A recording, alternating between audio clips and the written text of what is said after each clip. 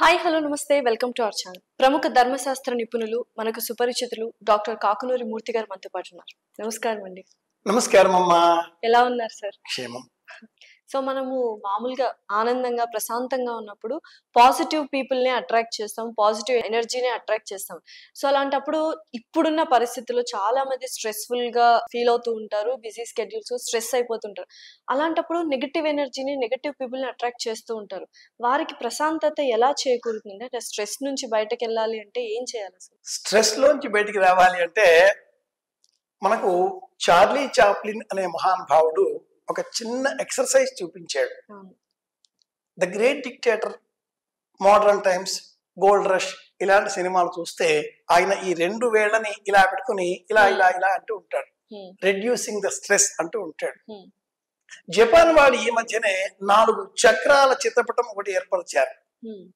దాన్ని మనం అదేదో పేరుతో ఇలా ట్రయాంగిల్ గా కొట్టి తిరిగేది కూడా చూసాం. మనం చక్రాలు తిరుగుతూ ఉంటే మన మనస్సు ఒత్తిడికి లోనైంది అంటాం. వేదం, శాస్త్రం, ధర్మం ఏం చెబుతుంది అంటే కళ్ళు మూసుకోండి అంటుంది.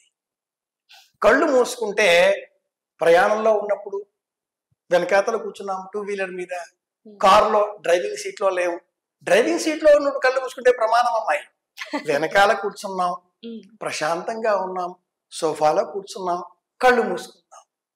కళ్ళు మూసుకుంటే కోరుకున్నది చూడగలుగుతాం. కళ్ళు తెరిచి ఉంటే కనిపించేదే చూడగలుగుతాం. కనిపించేది చూసేసరికి మనస్సు వాటిపైకి మరలుతుంది. శాస్త్రం ఈ విషయంలో మనకు 6 విధాలుగా ఉండేటటువంటివి దర్శన శాస్త్రాలు అని ఎప్పుడో ఒకసారి జ్ఞాపకం చేసుకున్నాం కదా. నిరుక్తము, న్యాయము, వేదాంతము, ఇందులో యోగము అది కూడా ఒక శాస్త్రం. 194 సూత్రాలతో 4 అధ్యాయాలతో పతంజలి అనే మహానుభావుడు అద్భుతమైన యోగ సూత్రాలను మాకు అందించి ఉన్నాడు.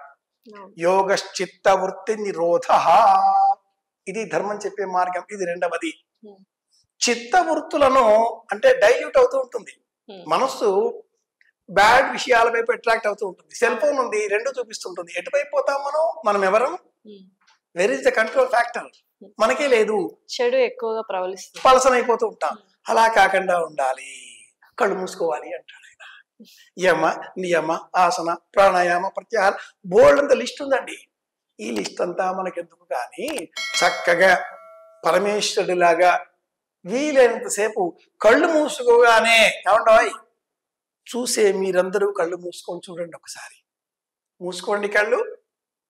కళ్ళు మూసుకోగానే ముందు మీకు ఎరుపు రంగు కనిపిస్తుంది. మీ అందరికీ ఎర్రటి ఎరుపు రంగు కనిపిస్తుంది. చూసుకోండి మూసుకొని కావలిస్తే. పరమాత్ముడు ఇష్టం లేకపోతే కళ్ళు మూసుకునే అవకాశం ఇచ్చాడు. ఇష్టం లేకపోతే పెదవులు మూసుకొని మాట్లాడడం మానేసే అవకాశాన్ని ఇచ్చాడు. ఇష్టం లేకపోతే చెవులు ఇలా మూసుకునే అవకాశం ఇవ్వలేదండి. ఏదైనా వినాల్సిందే. చూసే ఇష్టం లేదు, కళ్ళు మూసుకుంటాం. మాట్లాడే ఇష్టం లేదు, నోరు మూసుకుంటాం. బట్ వినే ఇష్టం లేదు అనడానికి వీల్లేదు. అలా లాగితే ఇలా చెవులు మూత పడిపోతే బాగుండు. అలా లేదుగా, తెరిచే ఉంటాయి కాబట్టి వింటూ ఉంటాం. అవకాశం ఉంది కాబట్టి కన్నులు మూసుకున్న మరుక్షణం కనిపించేది ముందు ఎరుపు రంగు. ఆ తర్వాత మీ మనస్సుతో మీరు స్నేహం చేయండి. జర్నీ ఇన్సైడ్ అంటాడు పివి నరసింహారావు గారు. లోన ఆలోచించే ప్రయత్నం చేస్తే వెంటనే పసుపు రంగు కనిపిస్తుంది. ఎరుపు, పసుపు. ఆ వెంటనే ఆకుపచ్చ. ఆ వెంటనే నల్లటి చిక్కటి నలుపు రంగు. ఈ నలుపు రంగు విచ్చుకుపోతూ ఎరుపు, ఆకుపచ్చ, పసుపు రంగుగా చివరికి పరిణమిస్తుంది. పచ్చటి పసుపు మిగిలిందా? మీలో క్వెస్ట్ టు లెర్న్, తెలుసుకోవాలి అనే జిజ్ఞాస ఎక్కువ, నేర్చుకుందాం అనేటటువంటి కోరిక ఎక్కువ. ఆ పసుపు రంగు కూడా విచ్చుకుపోయే తెల్లటి తెలుపు మిగిలిందా? మీరు ధ్యానం చేశారు, మీకు మెడిటేషన్ అలవాటైంది, మీకు ప్రశాంతత ఏర్పడుతుంది, మీరు పాజిటివ్ మనసుగా మారబోతుంది మీ మనస్సు. మీరు పాజిటివ్ మనిషిగా మారుతున్నారు. మీరు పాజిటివ్. మిమ్మల్ని చూస్తే అందరికీ పాజిటివ్ ఎనర్జీ కలుగుతుంది. తెలుపు పాజిటివ్ శక్తికి మిగిలే చక్కటి సూచన, ప్రతీక. కనుక నెగటివిటీ ఎక్కువ ఉంది, పాజిటివిటీ తక్కువగా ఉంది. ఈ వ్యతిరేక లేక వికర్షణతో కూడుకున్న అన్నింటిలో మనం కొట్టుకుపోకుండా ఉండాలి. ప్రశాంతంగా కళ్ళు మూసుకుందాం. ఎంత అవసరమో అంతే మాట్లాడితే ఆరోగ్యదాయకం. ఎంత అవసరమో అంతే చూడగలిగితే ఆనందదాయకం. ఎంత తినగలిగితే అంత మాత్రమే తింటే ఇది మరింత ఆరోగ్యాన్ని అందించేటటువంటి లక్షణం అవుతుంది. యుక్తాహార విహారస్య యుక్త చేష్టస్య కర్మసు అని భగవద్గీత వాక్యం 17వ అధ్యాయం చదివితే ఇవన్నీ తెలియవస్తాయి. కానీ శ్రద్ధాత్రయ విభాగ యోగం అని ఆ విభాగానికి పేరు. కనుక ప్రపంచం అంతా వ్యతిరేకం వ్యతిరేకం, ఏం గాబరా పడక్కర్లేదమ్మాయి. నేను పాజిటివ్ అని ఎవరి వాళ్ళు నన్ను ఎవరు ఏమి చేయలేరు అని కూర్చుంటే వాళ్ళని ఎవరు ఏమి చేయలేరు అంటారు. క్యాన్సర్ లాంటి వ్యాధి వచ్చిన వాళ్ళకు కూడా డాక్టర్లు చెప్పేది ఏమిటి అంటే, మీరు బలహీనపడ్డారా, క్యాన్సర్ మిమ్మల్ని కబళించి వేస్తుంది. మీరు మనోబలం పెంచుకున్నారా, క్యాన్సర్ నియంత్రణలో ఉంటుంది.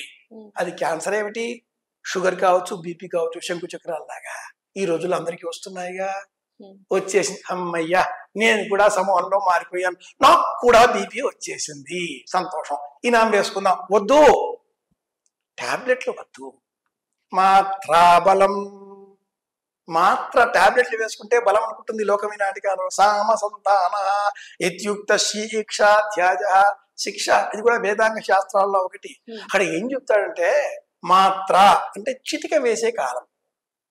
ఒక మాత్ర లఘువు, 2 మాత్రలు గురువు. వ్యాకరణ సూత్రాలు చెప్పుకుంటాంగా, లఘువు గురువు మాత్ర. ధ్వనించే శబ్దం అక్షరం. బ్రహ్మసూత్రాలు 550 సూత్రాలలో చిట్ట చివరి సూత్రం ఇది. అది కూడా 4 అధ్యాయాలు, 550 సూత్రాలు బ్రహ్మసూత్రాలు. అందులో ఆ చివరిది శబ్ద బ్రహ్మం. మాట్లాడడంలో నియంత్రణ, పాజిటివ్ ఎనర్జీ. మాట్లాడడంలో నియంత్రణ లేదు, నెగటివిటీ. అందుకే ఏమంటారు, మౌనం మౌన బలం, మౌన బలం.